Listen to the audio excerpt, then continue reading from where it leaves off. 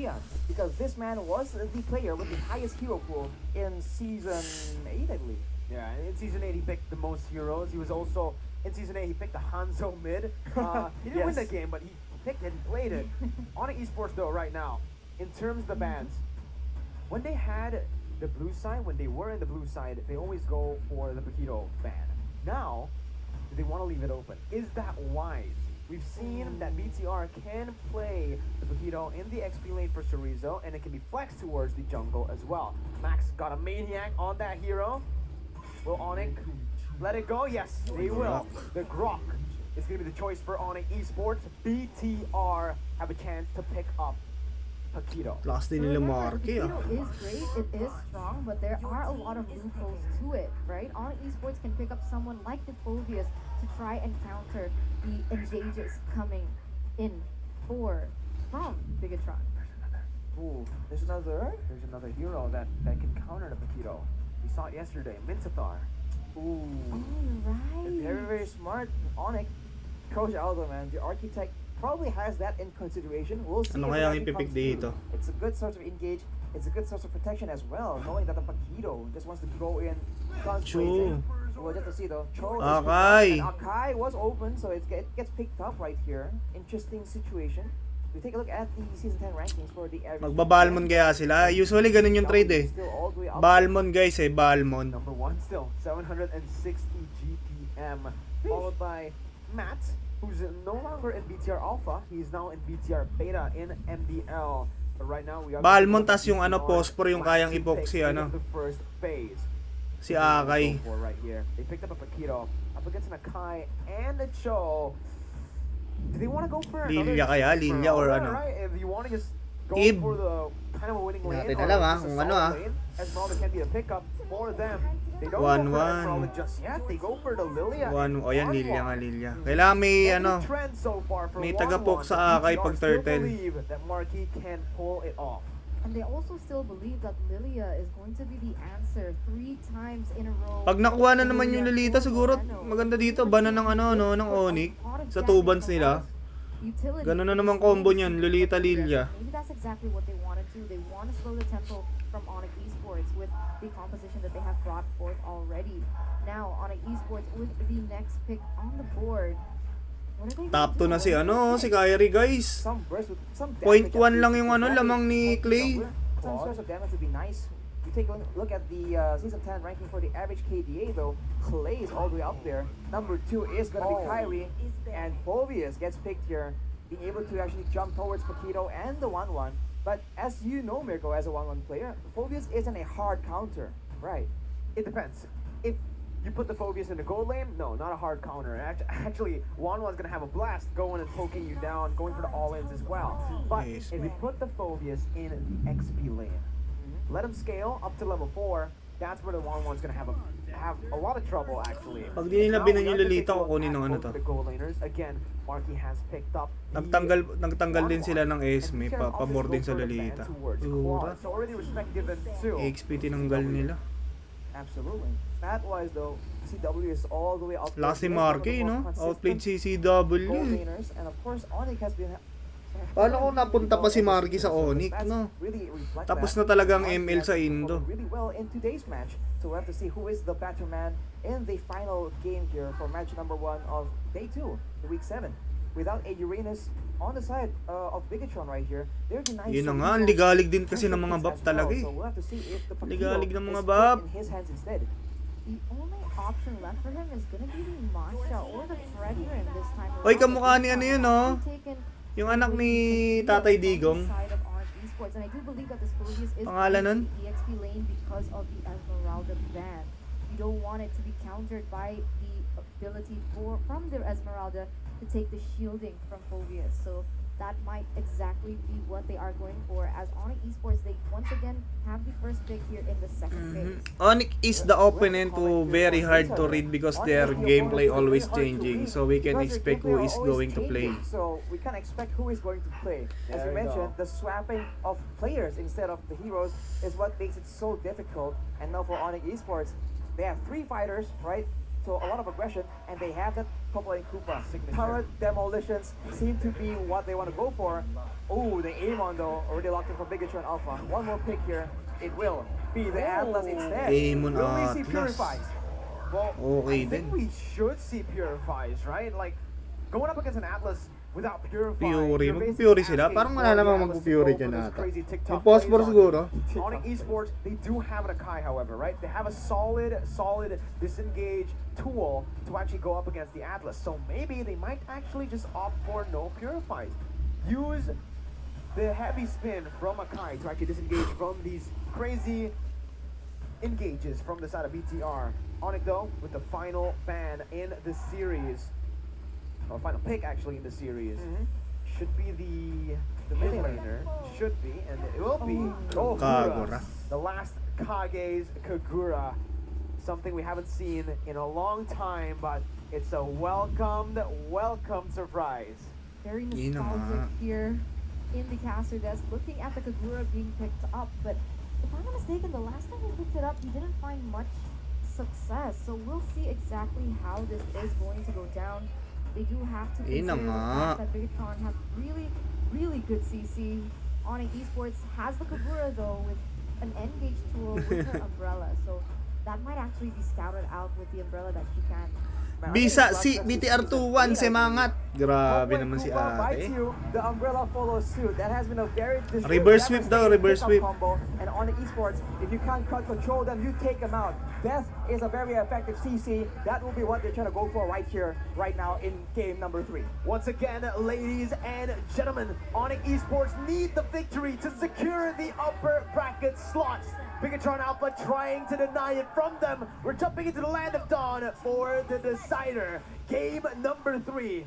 Bigatron Alpha versus ONIC Esports. Let's see what's gonna go down here between these two teams, as it's very interesting, right? CW opted for the Popol and Koopa, and this means that he is gonna focus more on getting those turrets. Bigatron needs to be very careful of how they play the macro game, of how ONIC Esports are gonna split the map, because that just might be a game changer here in game number 3. I wonder how teams are going to be rotating right here, because we saw that there was a lot of emphasis in the gold lane for the side of Bigatron Alpha. Will ONIC Esports adjust, right, and try and give CW an easier laning phase?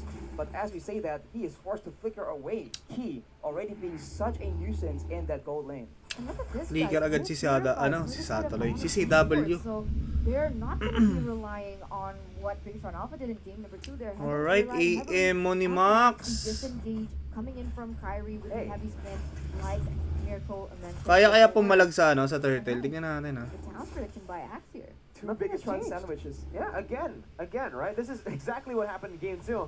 Guess who won game 2? Anyways, coming into the third game. All right, Mirko. ONIC Esports, 180 gold lead. Bottom side though, KAIRI still able to secure the jungle creep with his retribution.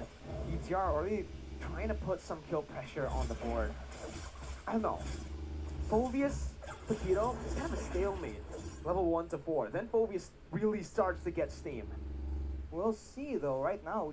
So far, Boots has been able to actually kind of out-trade for some reason in the early stages, because you do need some more abilities to try and stack up those empowered spells from the side of Ayan na. Chorizo. Level So, 4 rin, we'll see how pati yung it goes up Atlas. later on.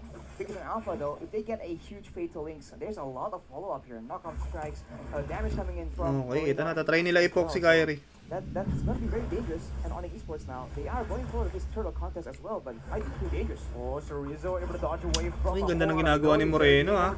Max looking for the Patay. retribution, but Nakuha, KAIRI nice. is able to finish it Nice, off. nice, Will nice. Dragon putting Max back over Nice. for the force. But an endless shards comes in, he's able to go Uy, invisible. The buti ka flame na. shot connects Buti from may buhay pa. downtown, but it will not find a kill. ONIC Esports leading in objectives.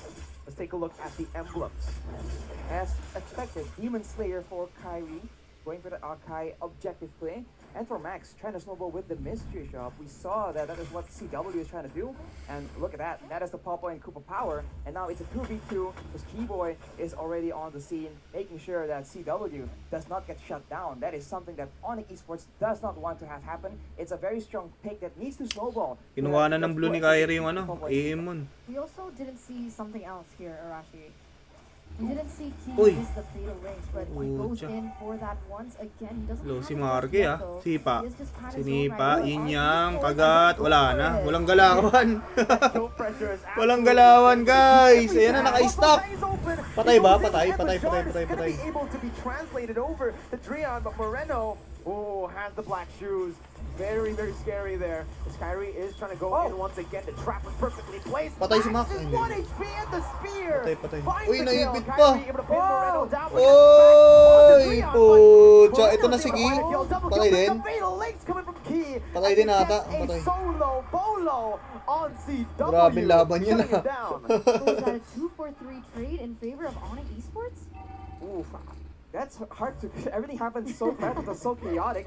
But honestly, right? If they want to trade damage like that, I think that ONIC Esports they kind of lose out because they have more fighters. They have more kill pressure in the early game. Tignan natin mamaya sa clash kung si Boots kaya niyang i-deny si Marky. One for one. Pikachu Alpha has better lead game, especially with a 1-1 and a Lilia. And look at Atlas, right? Again, he's just trying his best to zone CW in this lane. CW picked up 3 kills. So a lot of resources, well, technically all of the resources were placed on him. If Pikachu Alpha can nullify, take him off the map in these team fights, ONIC Esports will lose out in the damage department. So once again, it's ONIC Esports being able to get the next turtle. So only 2 turtles for them as they're not gonna stop in those rotations. They're going for the sandwich. Oh, ina, patay ba? Naka-stack eh. Oy, hahabulin ata ito ni Key. Set up to, huli si KAIRI. Wala. Kala ko may petalinks kung meron, pucha. Uy! Finds him, goes in for the knockout strike, but a very beautiful dash from Keyboy is able to help them disengage. ONIC are happy with the turret. They'll back off, but maybe not. ONIC are looking for the gank once again. Good read by Marky. Meanwhile, in the mid lane, BTR are looking for that control, trying desperately to look for a pick-off. Boost jumps in with the Demonic Force onto Max, zoning them away from the mid turret. The top turret has already been taken though by ONIC Esports, so they are gonna have a little bit of an advantage when it comes down to those rotations in the top side. Now that the Popo and Koopa can start to, just have an impact in the game. He has a Blade of Despair already completed, and 2 Club of Destinies are available. So we talked about how ONIC had 3 fighters earlier. Right now, we can see that Boots in the side lane will have a lot of damage, well, potentially a lot of damage, to be able to use against Pikachu Alpha. So already more threats, not only relying on crowd control. A step in the right direction, and we'll see if the Keyboy can actually make the plays happen. Mabuti na Atlas na sipa. Nako. Popped in, reversing it right here, but wow, good perfect match by Key there. He's able to jump back to the other body technically, as BTR are still able to actually stay alive here in the bottom side though. He jumps Patay in, ba? goes for the stun off the CW, able to May find flicker pa naman eh. Moreno Tingnan jumps natin. back, the Meron black pa. shoes was popped in. A bit of a miscommunication or a mistap perhaps from Moreno as CW. 2K na lamang ng able to ONIC get ah. out. Oh my god, they were almost able to take CW down. What was that, a 1-2? Bubuhatin kaya ni Marky to. Tingnan natin kung bubuhatin ni Marky ah. That's not great. And even with that in mind, they are starting to anticipate CW's movements, but with that information even, they're still not able to punish him for it. You now see the setup from both teams coming into the next and final turtle. Chorizo has to be careful. He's diving in deep to the back line. Very good positioning now that I'm thinking about it, because look at BTR. TikTok. They're gonna be able to Oh, do tiyan a lot. naunahan yun, Lane Chu. connects all the 2 members. Patay, The hindi. comes in and the shards. Patay ba? Patay? Tingnan Tingnan natin. natin. Uy, Pobius. Chorizo Patay, Pobius. somehow is able to survive in the back line. Tatlong Marky turtle is nakuha ni pushing KAIRI, that bottom guys. side, free farming, getting to the power spike that he desperately needs. He will get a turret as well. Basag baba pati top. Dalawang tower agad. Nice trade naman dito for BTR. In the early stages, so Pikachu Alpha again showing that their Okay. macro gameplay is Ganda ng laban ah. Maganda yung laban ah. Turrets in one fell swoop right now, and on the esports they want to try and equalize Uy, nipit. and get something on the map. Patay. Patay The yata. retribution battle Si is Papa yung ano, KAIRI Lilia. 1-4. He goes in Asa for may ulti Max. ba? Moreno is able to get out with the black shoes. Look at who's coming though. Chorizo opening up the map in the mid lane bush. Both teams disengage. ONIC Esports, more neutral objectives, or more objectives in general. But BTR... Ay, walang flicker. Nice one. Naku, yari kay Marky to. Points have been popped in, but Marky can't look for the crossbow of Tang. That's the nerf for 1-1. He gets all the weakness point, but CW died. He can't pop the crossbow of Tang onto anyone else. But that's zero trade for a gold laner, so still worth it for the side of Bigatron Alpha. And I gotta say, they've been playing this quite intelligently. Notice how Sorizo is actually putting so much pressure on the side lanes, forcing Boots to go for it. And afterwards, when Boots is busy, Bigatron Alpha go for the hard engage, the 5v4 team fight. And without Boots, you can see that Sorizo is still having a really good time because he's not being countered in those engagements. Exactly. They want to make sure that either Boots or CW won't be present in that big fight. So on the esports, they have to play this a bit more intelligently, and they have to make sure that CW isn't in the front line, because without a heavy Spain to try and protect him, he is so vulnerable, like in the previous fight. And now you can see that both teams are just converging on in the mid side, but the side lane gameplay from Bigatron is just so much more superior. Yeah, Sorizo on Tapang the niya, field. no? That's really the Sorizo. pressure that you're able to Kinakatan put ng harap-harapan yung Pobius. You know, has such good wave clear. Meanwhile, in the mid lane, they're able to do this as well because they control the side lanes. They forced ONIC esports side laners to actually respond to the wave manipulation. saging And baba. because of this, CW might actually be pinned. Concealed play was popped in. No engages just Oh. yet because BTR no. They don't Laging need to maraming go for dead si anything CW, here. napapansin ko But lang. is doing a lot in that bottom side. He with perfect match going in, finding KAIRI in that bush, but KAIRI Anawa na not just yet. All of the Venus Awit Boy sa'yo, gets Royet. the Nakuha ng iimon. retribution from Max. He's able to find Uy, the yung nagdala ng likod. Patay yata. One more hit Flicker. is all he needs. Eh, A hindi flicker siya there by CW getting out, but Sprint he pala, comes with naka-sprint pala perfect yung match, Pakito. stunning him up. He's gonna be frozen and he's Patay gonna be na naman si taken CW. down. Reinforced now by Boots, finding the kill, not just yet. He is able Panis to kay Marky si CW, no? Maingat si Marky. With the Lord as well. Si CW, pinapanood ko lagi, ang dami niyang deaths lagi. So much over the season, and now they're leading against. Buti na lang may the KAIRI, United no? Ang lakas ni Standing. KAIRI. This is very impressive. You saw when it came down to that team fight that the Akai, that KAIRI wasn't able to do that retribution as optimally as he could because he was caught in the fatal links coming in from Key. So really well timed and executed by Key, and now Bigatron Alpha has got the lead. They just weren't able to play the fight Parang out ang as they hina ng wanted, 1-1, no? man. Mahina na yung 1-1 sa nerf. Control before he can use that retribution, and CW is just way too immobile. He gets Okay. caught out. Oh. Leeway goes with the play. He doesn't Nice, succeed, wala though. si Etam He pa. popped out, heavy spin, Yari comes back. yata si ano. Makakabitaw ba si KAIRI? Hindi. Ay, si Max pala yung napatay. Okay, nabol ang Pobi si Marky. Oy, Marky! Gago, patay si ano? Gago! Wala na ulti, pwede niya nang bulin. Patay si Boots, wala nang ulti si Boots. One more weakness point, he finally gets it, and that's the crossbow. Munti ka na si KAIRI dun. Meanwhile, on the back line, Sorizo jumping deep. CW able to zone Sorizo away. BTR able to find every single tier 2 on the side of ONIC Esports' base. And it's time for that idle check in the 11th minute. Ice Queen's one and the Clock of Destiny on side of Boots. He has damage, but unfortunately, Marky was just too clean with it, dodging from all the damage until backup finally arrives.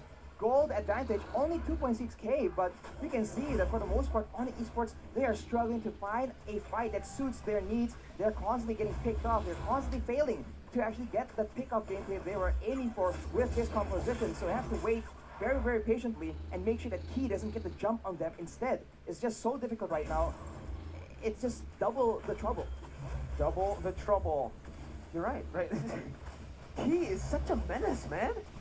He goes in every time the team needs it, and when he does, it's as effective as ever. It wins them the team fights, and when they do that, they have more options and more space and more time to go for those infrastructures. Nag-retry. And look at all those Sakto lang yung retry ni KAIRI. ONIC Esports in the 12th minute here being asphyxiated at this point. They're struggling to find an opening. They're struggling to look for Chismisa naman ang chichismisin natin. They were relying on the heavy structure damage coming in from CW. At this point, it's just not possible.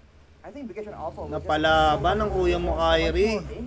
with the roaming atlas. Grabe din yung BTR, eh, no? Shuts down the potential for ONIC Esports to get the side objectives. You can see that they were Enhanced able to Lord na get the to, first GG cover na kaya? with relative ease. But afterwards, O kaya pa, Bigatron Alpha 3,000 were lang able to naman adjust, lamang eh. and now they have the Pwede sila bumawi sa ano, the sa vision tower. and engage potential as well. Sarap mag-atas, With the walang rush coming naka-fury. up here, ONIC Esports needs Hindi to rin get nila very nade-deny si, creative. si To make Key. things worse, you can see that Sorizo is still Oy! such a nuisance, but they try and trap Patay him yata again. Sorizo, ah. Sun comes through. Nag-flicker. Hindi pa. Lord na to. Patay si KAIRI. Ano, si KAIRI ata. Nagulti lang. Okay. Wala nang ikot si KAIRI, ha. Maka-contest kaya. Retribution battle. Max and KAIRI will need to go for it, but crossbow. Patay si KAIRI, guys. On towards KAIRI, taking him down.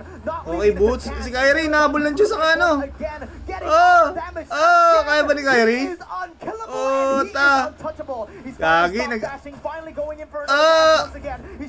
Puta, di ako makahinga kayo ano ah. Patay. Nice one.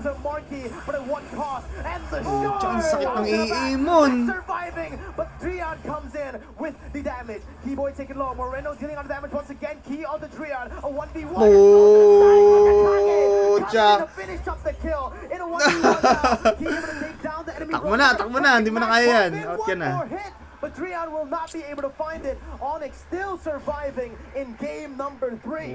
What a Grabe yung clash na yan ah. coming in from both teams. A 4-for-3 trade in favor of Bigatron though. As once again, both teams, they're playing it so well. Things are so close. And what initially was a large gold lead has actually now diminished for Bigatron, only leading with 1,000 at this point. It could be anyone's game. And Arashi, I gotta ask, when we get to that late game point, who is gonna have the better composition to do so? I think Bigatron Alpha has the huge abundance in DPS. Remember, Papa and Koopa, they can do a lot of damage, but for the most part, not nearly as mobile, not nearly a hyper carry the same way 1-1 is. So later on, Bigatron Alpha has the advantage unless ONIC Esports can get those pickoffs, the thick chunk of damage. Look at Moreno, already got to almost half HP with only Ano bit ni KAIRI? Ay, nakaati na pala si ano? ONIC Esports needs to Si take Marky. advantage of, especially with Trion in the picture as well. Para sa Kagura. Uy, ang ganda! Gogo! Patay si KAIRI yata. Hindi. Patay si Marky. Ang hirap ng buhay ni Marky pagka nalapitan siya ni Boots eh, no? Tapos, ang likot niya masyado. Anli ulti talaga. Abot ba si Marky? Hindi yata abot si Marky. Makakadip yung ano. ONIC. Lumawas agad yung Lord eh, sa baba. Ayun o. Madidip.